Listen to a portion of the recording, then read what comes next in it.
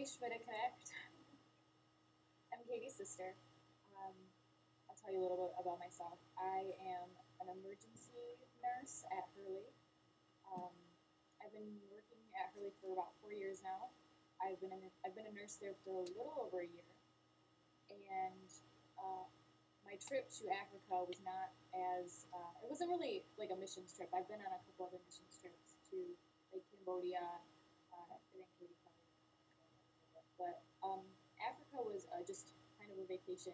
My friend Laura is in the Peace Corps there. She's been there for almost 2 years now, and she does work with mostly education programs, especially with gender development because women's programs are so underprivileged there.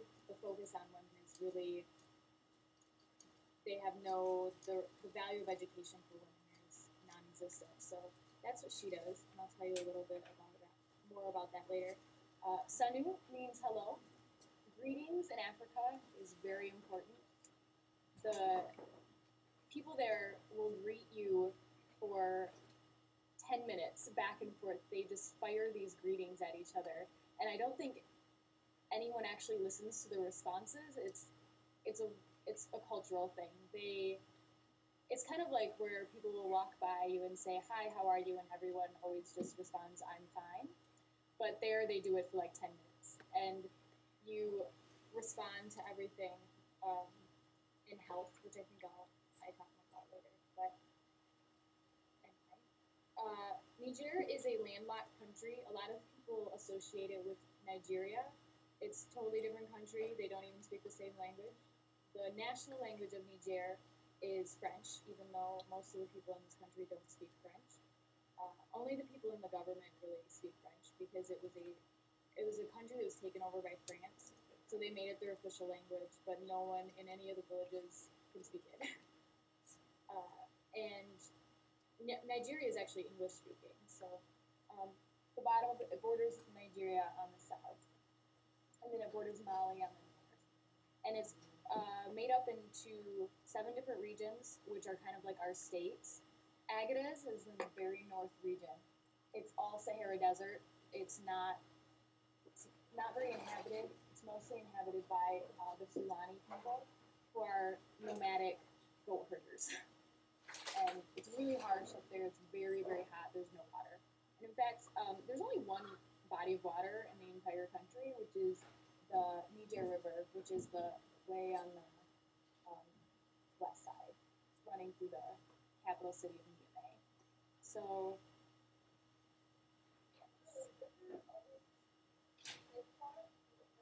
the Niger River is always full of water. It's the only constant body of water they have in the country. The rest of the country has seasonal lakes and rivers because they do have a rainy season. It's between like July and September where they get a lot of rain, and they'll have seasonal lakes that'll fill up with water, and it's the only time they can really grow things. And um, it's really actually terrible because that's when the mosquitoes are really bad and everyone dies in the area. But I mean, they have mosquitoes all year round, and so malaria is a constant problem, but they're really bad during the season. So, Niamey is the capital city. It's where we flew in when I went, or I flew in because I met Laura there, and it's the big blue on the right, or the left, sorry, and then the other regions are up there. And we actually I stayed in Zubair, which is right here, and to the bus from there. It's the bus lines there, like, they don't have air conditioning from Niamey to Zimbabwe.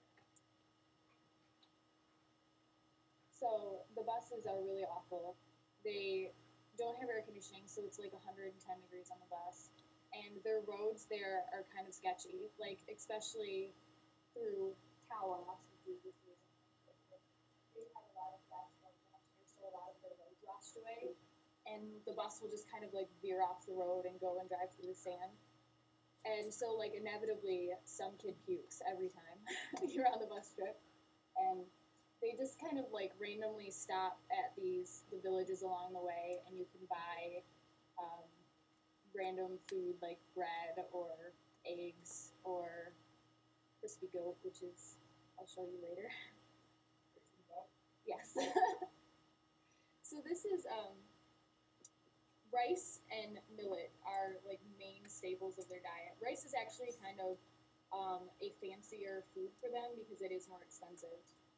But this is the first thing I ate when I was there, and you just go to like the corner of the street, and there's like a lady there who has big pots of rice and different sauces that she's made, and you can get like if you get it to go, they'll put it in a bag for you, and so the rice and sauce, like this whole meal costs like 35 cents.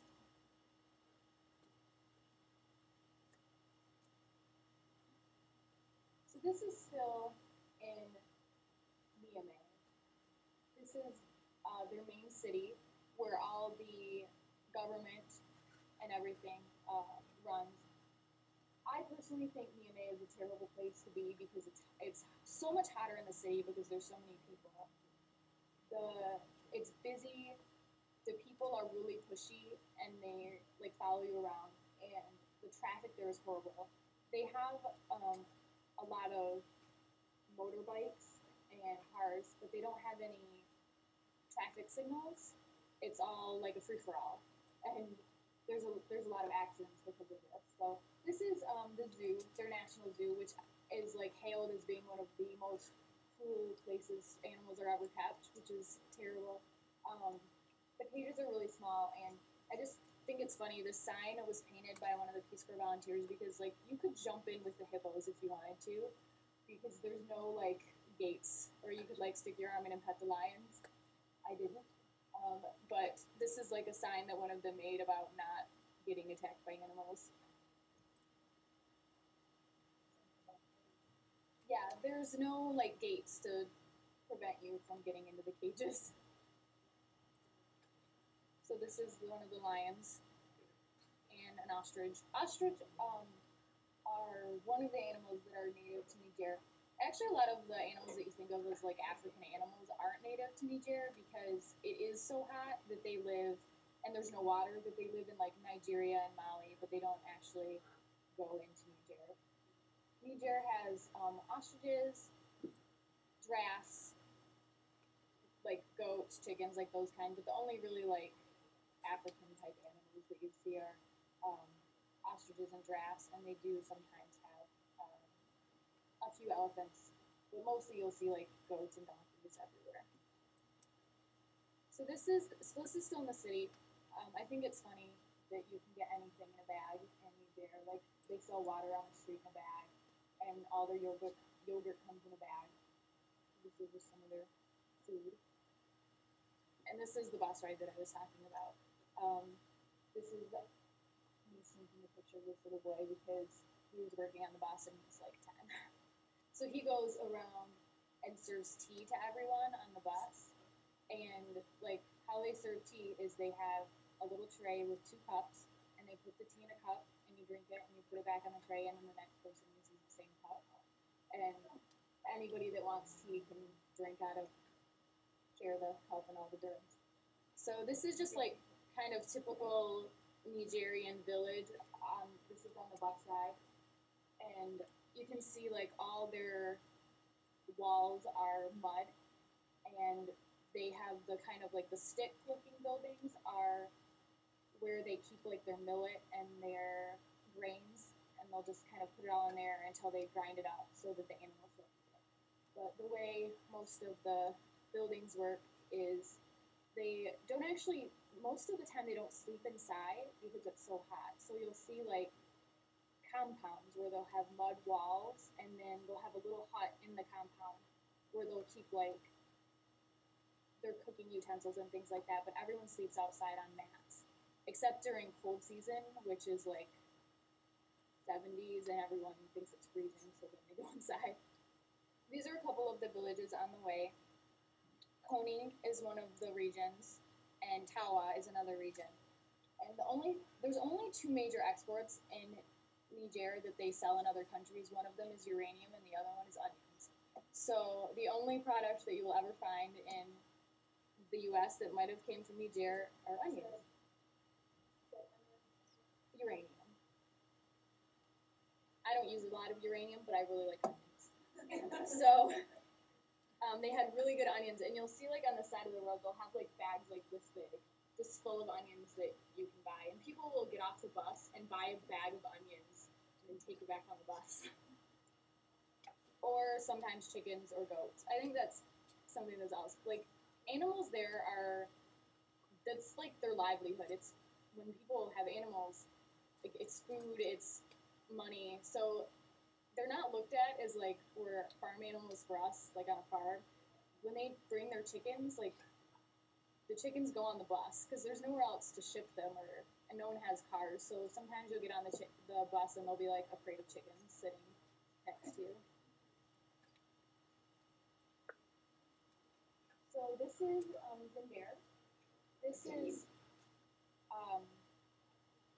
a lot of everyone that lives in Zinder says Zinder is the best part of Niger, and I think even some people that don't live in Zinder think it's the best part. It's a very relaxed place. It's big enough that they get some, if they have markets and you can get some things, and they have electricity in the city, but it's outside of Niamey, there's a lot less people, it's not as busy. And it's also like the closest region to Nigeria, which is a lot better economically than Niger, so they get a lot of stuff coming in from Nigeria that places further away can't get. So this is like the market in Zinder where you can buy anything. Well, not anything, but you can buy anything refrigerated. But this is where you would buy meats, and all the meat is just sitting out on like tarps with flies. It's really unappetizing. And you can buy clothes and bowls, dishes, like most anything. But this is where you can buy clothes. And I think that's really interesting. They call them dead man's clothes because they say in Niger that they're the kind of clothes that like Goodwill sends to other countries. And they call them dead man's clothes because they say that no one would ever throw away clothes on medicine unless they were dead. So they think that all those come from dead Americans. But it's also kind of interesting because women there don't wear pants at all, ever. So any pants that come over are men's pants, like regardless of what they look like. So you will see like little boys with like pink corduroy pants on or like glitter on their pants because they don't know that they're not they don't know that they're not wearing pants. So it's kind of funny to see like this little boy with pants. This guy right here is making calabash, which is spelled just like it sounds. This is calabash. It is made out of hollowed out squash, and they so it's kind of like carved and made. This is a gift from someone in my village.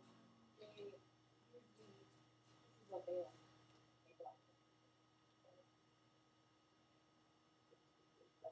And then the picture at the bottom is their traditional like.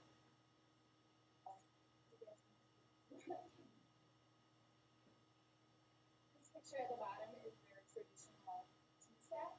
So how it looks is they have the pictures in the bottom here. At the top, like water you put at the top, and then they boil it. And it's really, really strong, but they put so much sugar in it that it like makes your teeth hurt.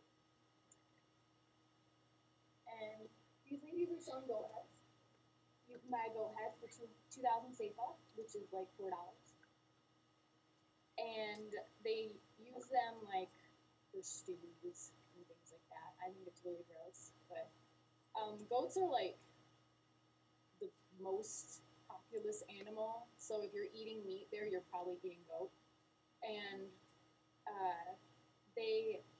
they don't eat them a lot. Like they probably only eat meat every couple of months. They keep their goats for milk, and then during Muslim